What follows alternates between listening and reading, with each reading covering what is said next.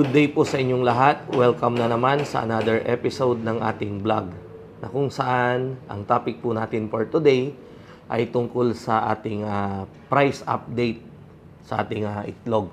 Pero bago natin umpisahan, gusto ko munang batiin yung kasama natin ngayong umaga, si Sir Green. Ayan. So, ang nagbabalik, kumusta ka na, Sir Green? Ito po, Kap, medyo nabakante po. Kaya, ayan, nandito tayo ngayon mag-vlog. Ayan. Thank you naman at kami ay napaunlakan mo, ano? Ayan. Kahit na alam ko na sobrang busy ka sa ating barangay. Thank you, Kap. Ayan. So, syempre, babatiin ko rin po kayo sa inyo pong lahat na nanonood sa ating channel, ano? Saan man po kayo naroroon, saan mang sulok ng mundo po kayo naroroon. Ayan, lalong-lalo na po sa mga OFW natin. Ayan, so kumusta na po kayo? At syempre yung mga lokal na subscriber natin dito sa ating bansa.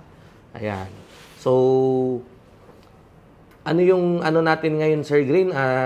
Topic natin, Egg price update. Ayan. So, tungkol sa egg price update. Ayan. Alam nyo po kasi, lately talagang pahirapan yung pagkuha, pagbili, pag-order ng itlog.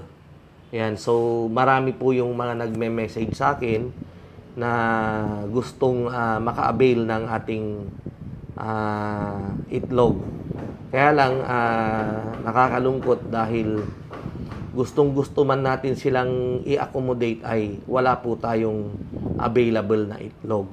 Ayan. Kapag sinabi po kasi nating wala tayong available na itlog ay dahil sa yung na-produce natin na itlog sa farm ay kinukulang pa po para sa mga suki natin. Ayan. So nakakalungkot po talaga. Ayan. Dahil ang nangyayari po ngayon, pagkaitlog ng manok, kinaklasify po nila. After maklasify, i-deliver po natin sa ating pwesto at doon pa lang ay talagang nag-aagawan na, nag-uunahan na yung mga suki natin doon. Ayan. So, para lang sa update, meron na po kasi tayong 4 na pwesto. Ayan. Dito sa lugar natin. Kaya talagang yung disposal po ng itlog ay mabilis. Plus, meron pa tayong isang sinusuplayan na meron ding pwesto at grabe rin kumonsumo yon. Kulang na kulang. Kaya pasensya na po talaga. Ayan. Ang presyo po ng itlog natin sa ngayon, ito po yung wholesale price. Ang presyo po ay 210 ang small. 210 pesos ang isang tray. Ang medium naman po ay 220 pesos. Ang large po ay nasa 235 pesos. Ang XL ay nasa 250 pesos.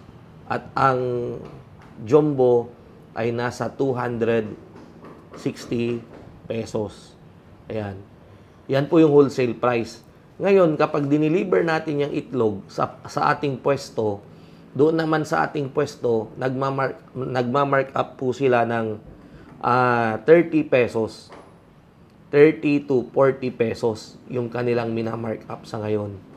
Nagmamark up po sila dahil syempre tayo ay nagbabayad ng renta, nagpapasahod po tayo sa ating tindera. So, yung mga ganyan. Kaya, nagmamark up ng 30 to 40 pesos. At syempre, kung sakaling hindi sa atin yung pwesto, yung binabagsakan natin, palalabasin niya dapat yung kanyang renta sa pwesto, yung bayad, sahod ng kanyang tindera, plus yung kanyang kita. So, kaya po sila nagmamark up ng ganon. Ayan. So, yung small, ang benta po sa pwesto namin ay 240 pesos na po. Yung medium, nasa 260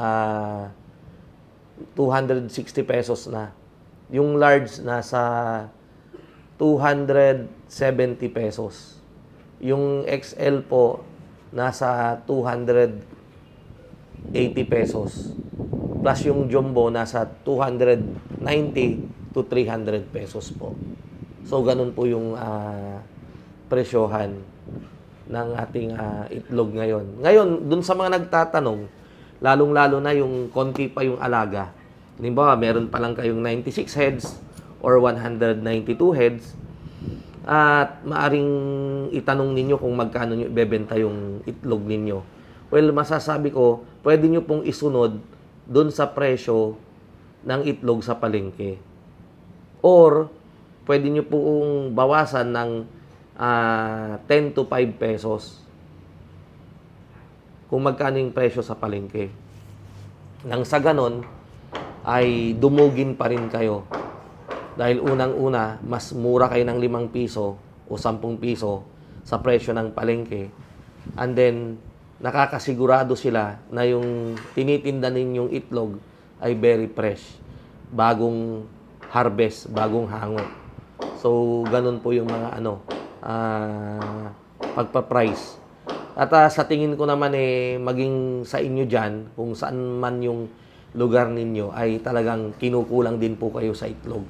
Kasi po talagang sobrang dami ng mga tumatawag sa akin, pati yung mga subscriber natin na nakabili sa atin ng RTL, kinukulang po sila.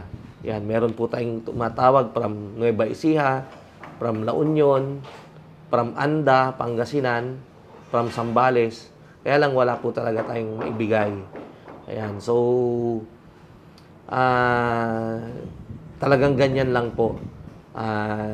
Yung iba nararattle nga po Parang kapag hindi raw nila mabigyan, parang ang fear nila, natatakot sila na baka umalis daw. Sabi ko, wag po kayong matakot dahil talagang wala silang makuhang supply. So, talagang mag-aantay yung mga yan. Di ba? Gaya ng mga nasabi ko sa inyo sa mga nauna kong vlog, may mga buyer tayo ng itlog na talagang nag-iiwan pa ng bayad. Binabayaran pa in advance yung production natin sa susunod na araw para lang makahango sila ng itlog sa atin. Ayan. So, ganun po. I hope na at least nabigyan ko kayo ng idea kung magkano na po yung presyo ng itlog sa wholesale price.